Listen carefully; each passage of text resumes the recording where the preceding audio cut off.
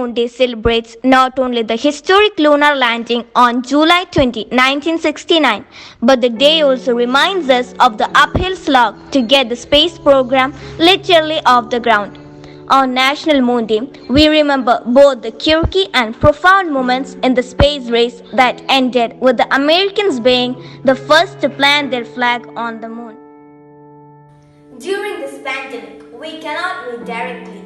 So, in our school, some students of Standard 9 gathered in a virtual platform and conducted a student circle on the topic National Moon Day. Let's watch it.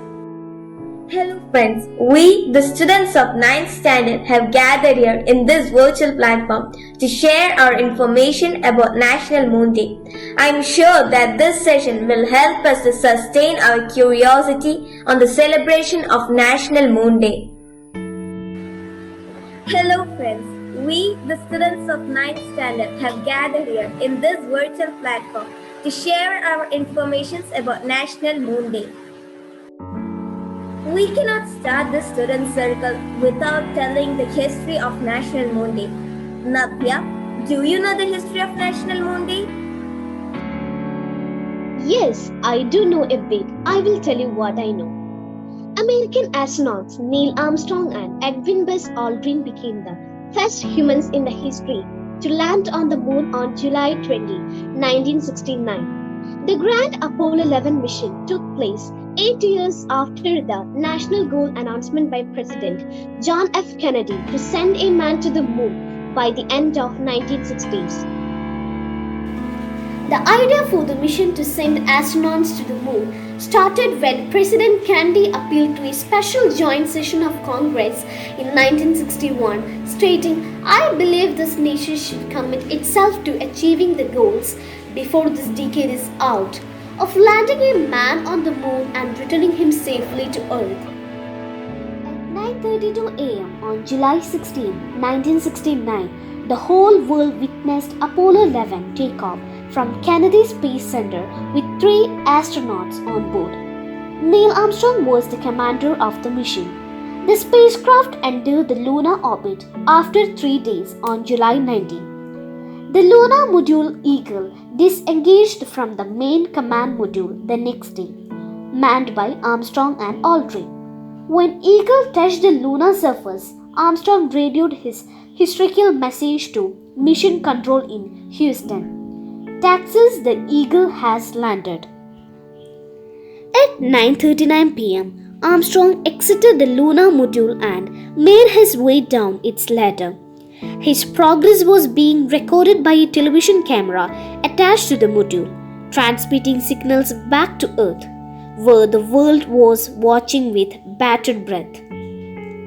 At 10:56 p.m., Armstrong stepped on the moon's powdery surface and spoke his iconic words, "That's one small step for man, one giant leap for mankind." Amada, do you know why astronauts left things behind on the moon? There are many reasons that objects have been left on the moon. Often it is to make a room for the moon, rocks to be taken back to the Earth. This additional weight of the moon doesn't impact upon the moon to the return flight. Other times the reason were more sentimental. Stepping onto the lunar surface is hugely impressive feat of human. The achievement has been marked by some of the things left on the moon. Yes, I also know about it. Golf balls. Alan Shepard managed to get in a game of one-man intergalactic golf during his time on the moon. He smuggled the head of a golf club on board the Apollo 14 mission, attached it to one of the tools, and hit 2 golf balls across the lunar surface. Moon buggies. Moon buggies and other lunar equipments, from descent stages to moon buggies. There's plenty of technical equipments that has been left on the moon. Some of this equipment left on the moon has even been used to commemorate the moon landing. On the leg of the Apollo 11 descent stage is affixed a plaque which reads, "Here men from the planet Earth first set foot upon the moon.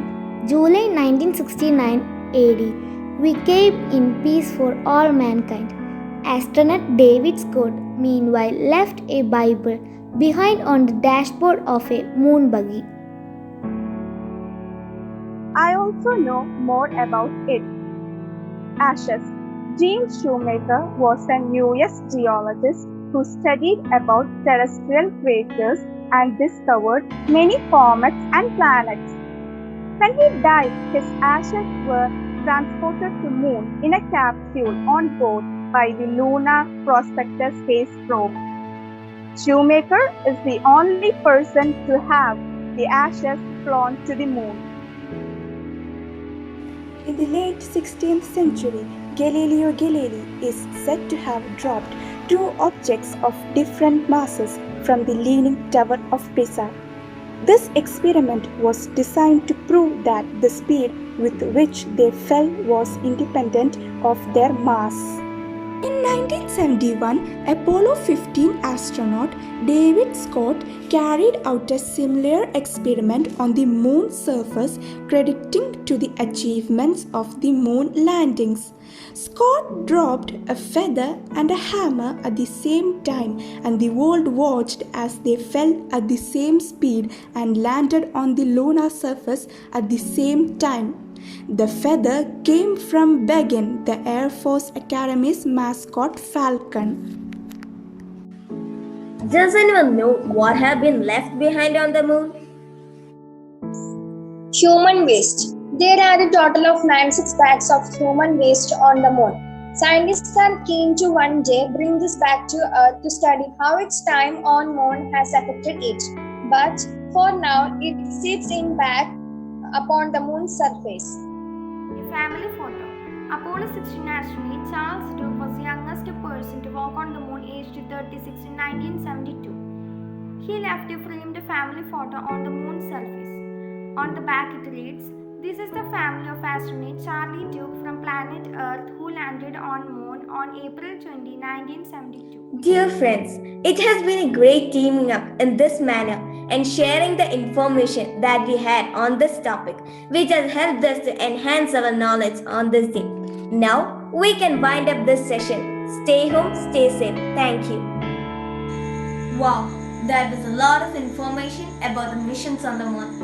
Even amongst us, there might be future Sunita Williams, Kalpana Chawla, Yuri Gagarin, etc. Even though Chandrayaan Day is celebrated only today, let's not limit our knowledge only to this day. Read some book or watch a few documentaries on the topic. Stay safe, stay inspired. Thank you.